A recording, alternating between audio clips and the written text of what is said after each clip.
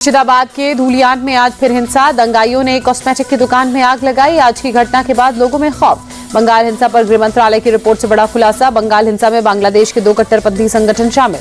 जमात उल मुजाहिदीन बांग्लादेश का नाम सामने आया। अंसरुल्लाह बांग्ला टीम का भी बंगाल कनेक्शन हिंसा का सामने आया। वक्फ कानून को लेकर ममता बनर्जी की बड़ी मीटिंग। कोलकाता के नेताजी स्टेडियम में मुस्लिम धर्मगुरुओं के साथ बैठक की। मुस्लिम धर्मगुरुओं के साथ बैठक में बीजेपी के खिलाफ ममता बनर्जी जमकर गरजी। कहा, ये बीजेपी का नहीं भारत का संविधान है, बंगाल को लेकर फेक न्यूज चलाती है। बंगाल में दंगों को लेकर ममता ने बीजेपी को घेरा। कहा, दंगे की सुनियोजित साजिश हुई।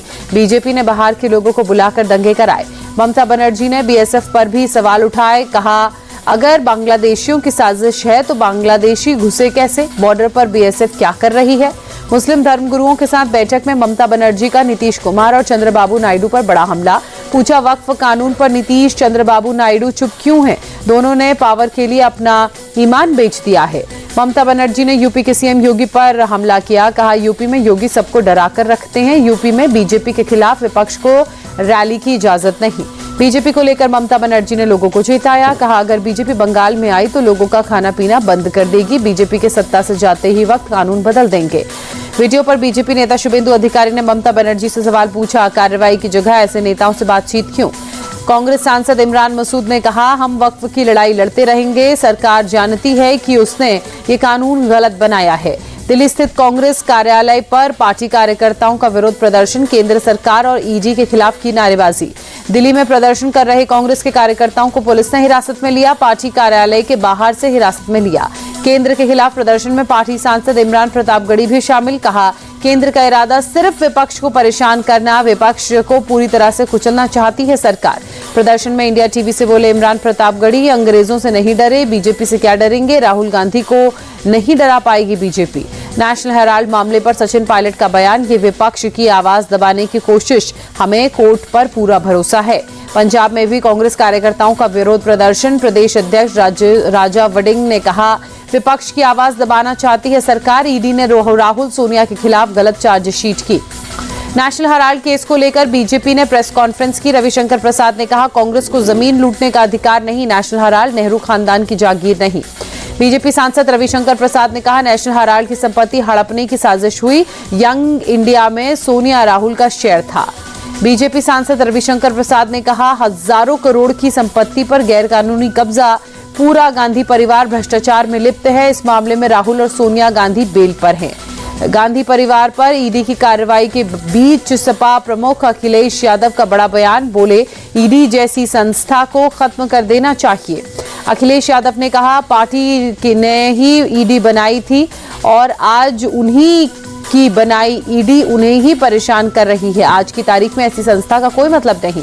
नेशनल हेराल्ड मामले में ईडी की कार्रवाई पर अशोक गहलोत ने कहा, देखते हैं इसमें देश के लिए इस तरह का माहौल बनाया जा रहा है जैसे बहुत बड़ा घोटाला हो गया है।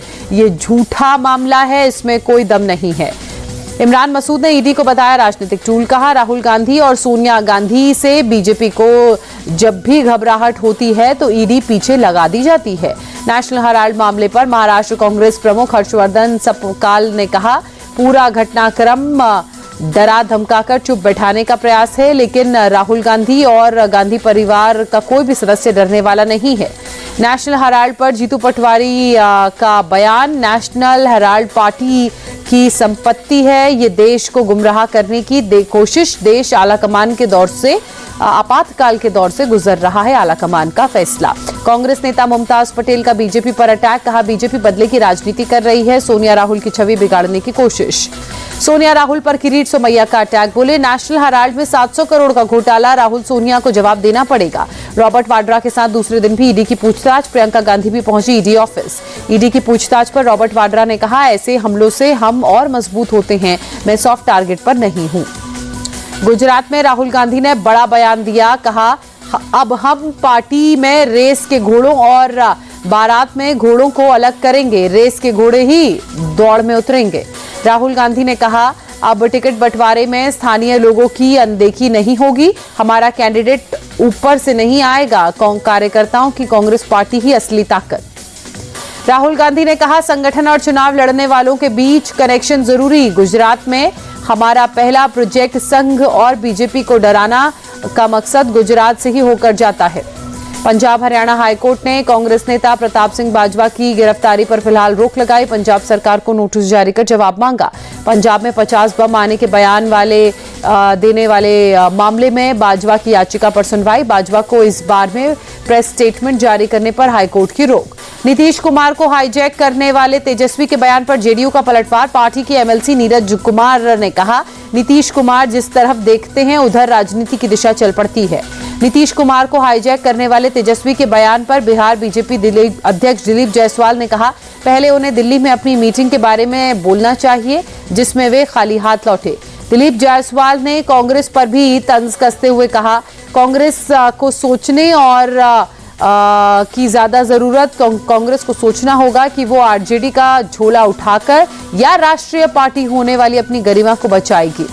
संभल हिंसा मामले में लखनऊ ने न्यायिक जांच आयोग के समक्ष जिया उर रहमान बर्क की पेशी की। पेशी से पहले बोले, संभल हिंसा में मेरा कोई रिकॉर्डिंग नहीं, मैं इंसाफ की उम्मीद कर रहा हूं। उत्तर प्रदेश प्रदूषण नियंत्रण बोर्ड के पुनर्गठन और अन्य प्रस्तावों के सुधारों को लेकर समीक्षा। लखनऊ में मुख्यमंत्री योगी आदित्यनाथ ने की समीक्षा बैठक। सिलक्यारा सुरंग के ब्रेक थ्रू में पहुंचे सीएम धामी। बाबा बैखनाग मंदिर की प्राण प्रतिष्ठा में भी शामिल हुए। अवैध दरगाह पर बुलडोजर एक्शन के बाद मलबे को हटाने में नगर पालिका की टीम जुटी। अब तक 15 लोगों को हिरासत में लिया। 31 पुलिस वाले कर्मचारी घायल हुए। पुंछ के लसाना जंगल में दूसरे दिन भी आतंकवादियों की तलाश जारी। रोमियो कोर्स और एसओजी पुलिस का जॉइंट ऑपरेशन। गुरुग्राम में एक अस्पताल में 46 वर्षीय एयर होस्टेस के साथ कथित यौन उत्पीड़न के मामले पर अस्पताल का बयान। कहा, किसी भी आरोप की पुष्टि नहीं हुई है। अस्पताल से सीसीटीवी फुटेज जो संबंधित हैं वो ले लिए गए हैं। गुरुग्राम पुलिस ने पीआरओ संदीप कुमार का बयान। महिला ने अस्पताल में यौन उत्पीड़न की शिकायत दर्ज कराई। शिकायत में वेंटिलेशन पर बेहोशी की हालत में उत्पीड़न की बात। आसपास की सीसीटीवी फुटेज खंगालने में जुटी पुलिस। आईपीएल में आज दिल्ली कैपिटल्स और राजस्थान रॉयल्स के बीच टक्कर। दिल्ली के अरुण जेटली स्टेडियम में दोनों टीमों के बीच होगा मुकाबला। शाम 7:30 बजे शुरू होगा मैच।